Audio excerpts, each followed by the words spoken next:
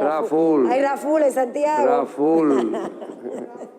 Tenemos una parte allá.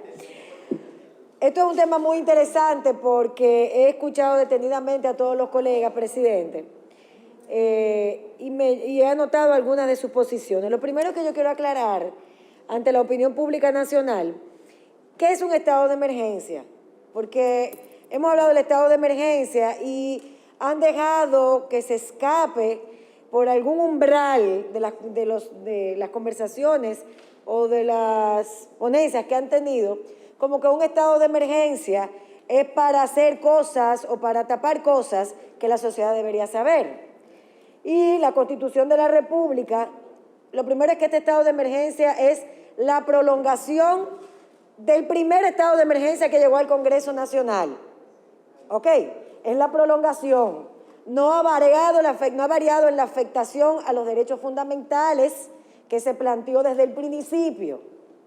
Cuando se declaró el primer estado de emergencia necesario en la República Dominicana por el antiguo gobierno, se hizo sobre la base de una pandemia que nos agarró por sorpresa al mundo completo, que todavía no sabemos las dimensiones de la pandemia, que todavía no sabemos el efecto y que ha sido un desafío para la clase científica mundial.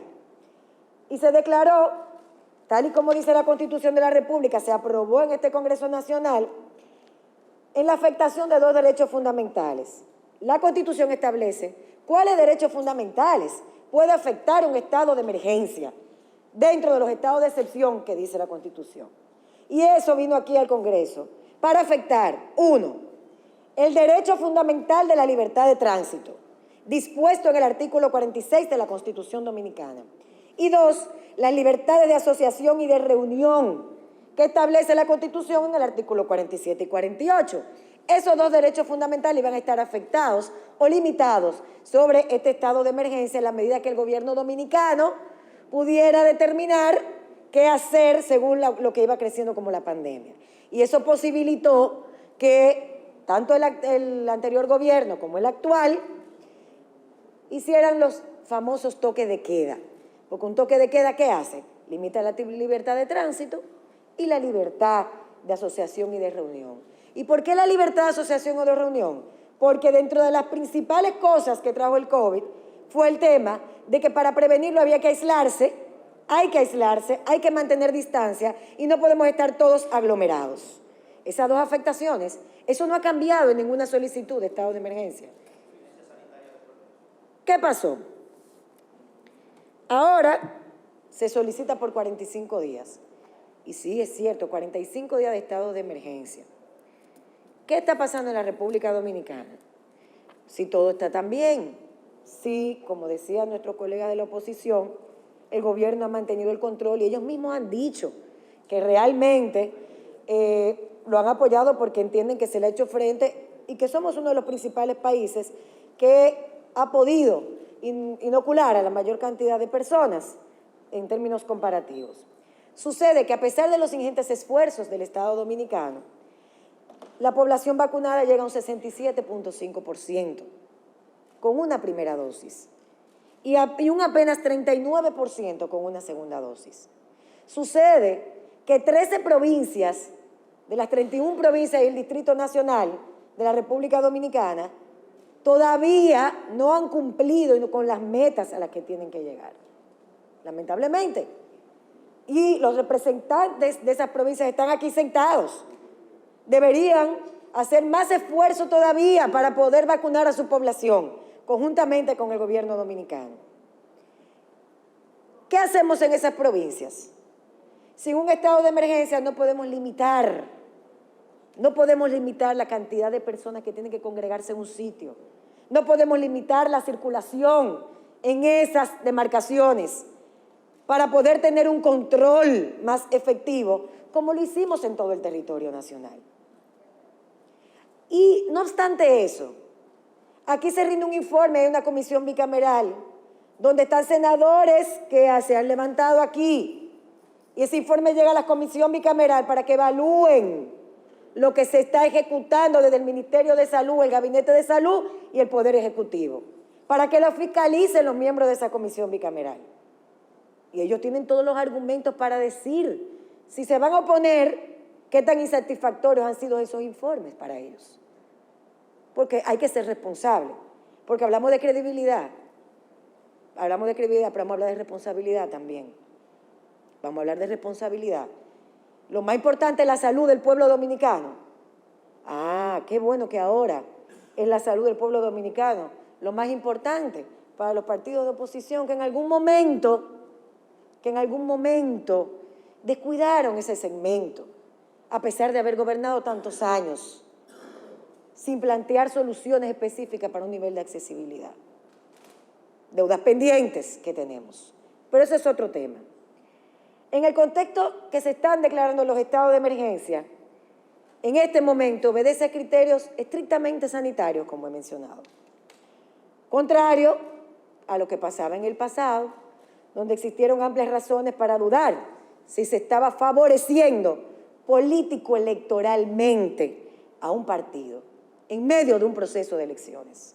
Y por eso vimos ese video del actual ministro de la Presidencia. Pero ellos eso todos lo saben.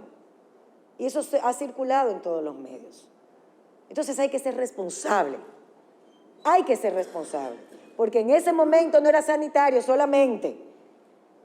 Lo que nos llevó a tomarlo y a aprobarlo fue lo sanitario, pero las ejecutorias gubernamentales fueron otras para aprovecharse de esas circunstancias. Y ante esa situación, nosotros estábamos totalmente en desacuerdo, porque para nosotros sí lo más importante ha sido la salud del pueblo dominicano desde antes de llegar al gobierno.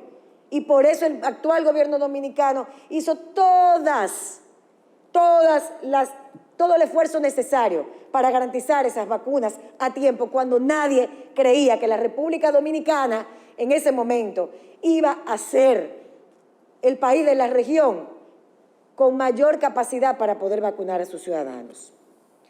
El gobierno se ha mostrado flexible en los lugares donde hemos logrado más del 60%, como el Distrito Nacional que representamos aquí en el Senado, como la provincia de la Altagracia, como la Romana, como otras provincias, porque entiende la necesidad. No es que se ha acostumbrado a gobernar en estado de emergencia, es que tuvimos que gobernar y estamos gobernando con una pandemia que en la historia no había sucedido desde hace muchos años y que implica desafíos. Yo también quiero que el PRM gobierne sin pandemia, sin estado de emergencia. Todos lo queremos y lo buscamos, pero uno no decide las coyunturas en las que tiene que asumir los destinos de la nación. Eso fue lo que nos tocó, con la pandemia que ellos salieron y la que tuvimos que llegar y hacerle frente a la misma. Hoy, mientras hablaba Ricardo de los Santos, confirmaba las estadísticas. Aquí no se está pidiendo un estado de emergencia porque probablemente en octubre hay un rebrote. No es ese el argumento. El argumento es lo de hoy. Tenemos 13 provincias, no tenemos el 70% de las personas vacunadas como recomienda la OMS. Hay que hacer esfuerzos para seguir vacunando. Tenemos que afectar en algunas provincias la libertad de tránsito para poder seguir tomando las medidas precautorias que manda el Ministerio de Salud. Hoy, mientras estamos hablando aquí, las estadísticas en Estados Unidos que acabamos de encontrar, dice que hay 180,000 niños en cuidados intensivos. Ahora mismo, en este momento. 180,000 niños en cuidados intensivos afectados de coronavirus. Probablemente mañana tengamos que tomar medidas más estrictas. No tenemos la capacidad ni la varita mágica para desaparecer los problemas con el coronavirus. No tenemos. Y aquí estamos de manera responsable haciendo lo que entendemos mejor dentro de las coyunturas. Pero no es definitivo, nada es definitivo, porque el virus no plantea nuevas cepas, porque hasta ahora no se ha determinado que está la Delta en República Dominicana. Pero la Delta puede llegar en cualquier momento. Entonces, yo creo que la sensatez debe imponerse, presidente, ya para finalizar. Que no confundamos nunca lo que es un estado de excepción con lo que es una declaratoria de emergencia de compras que no tiene nada que ver. Son dos cosas totalmente distintas y una cosa no conlleva a la otra. Que hagamos esfuerzos para vacunar más, que entendamos la situación en la que nos encontramos, que tratemos de redoblar los esfuerzos y que hablando de credibilidad, también hablemos de responsabilidad. La credibilidad se gana en el tiempo, sostenido durante años, no con campañas, sino siendo responsable a la hora de emitir juicios, opiniones, valores y establecer datos para poder mostrar a la población dominicana. Muchísimas gracias, Presidenta. Terminado el debate, sometemos a votación la iniciativa 012, resolución mediante la cual se prorroga el estado de emergencia por un plazo de 45 días a partir del 28 de agosto de 2021 para enfrentar el COVID, de acuerdo al informe rendido por la Comisión de Salud y que viene ese proyecto de la Cámara de Diputados, aprobarlo íntegramente como vino. Los honorables senadores que estén de acuerdo, levanten su mano derecha.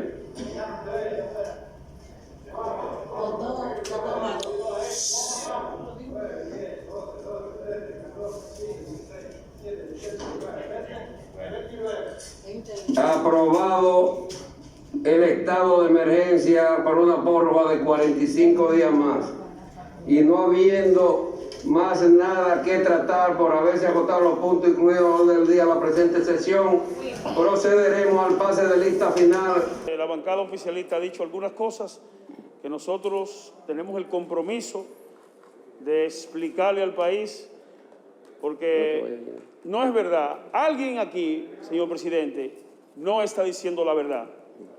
Al país se le dijo que nosotros estamos colocados dentro de los 10 países que más han vacunado y hay más de 50 países que han salido del estado de excepción y de emergencia. Alguien no está diciendo la verdad.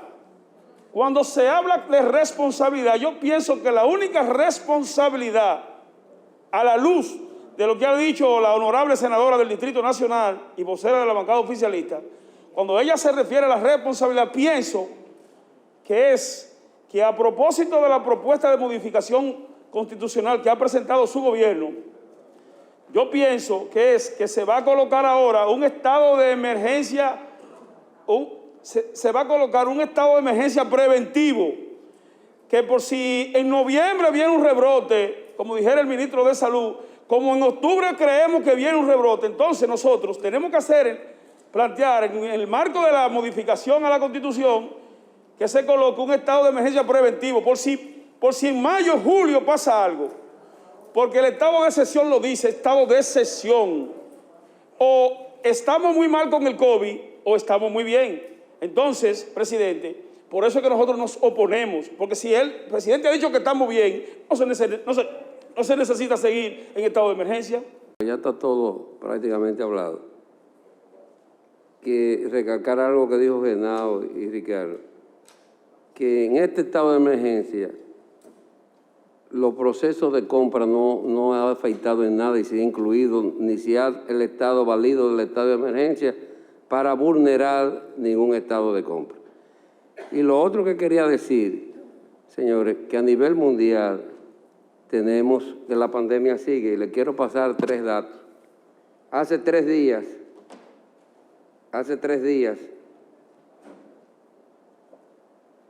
si me excusa un momentito, hace 3 días, en México fallecieron 847 personas. Hace 2 días fallecieron 940 en un solo día. Y el último dato que tenemos, el día antes de ayer, fallecieron 986 personas en México. O sea, la pandemia mundialmente está ahí. Yo creo que el gobierno ha actuado con mucha responsabilidad para seguir enfrentando este mal, que entre todos tenemos que lograr ese objetivo.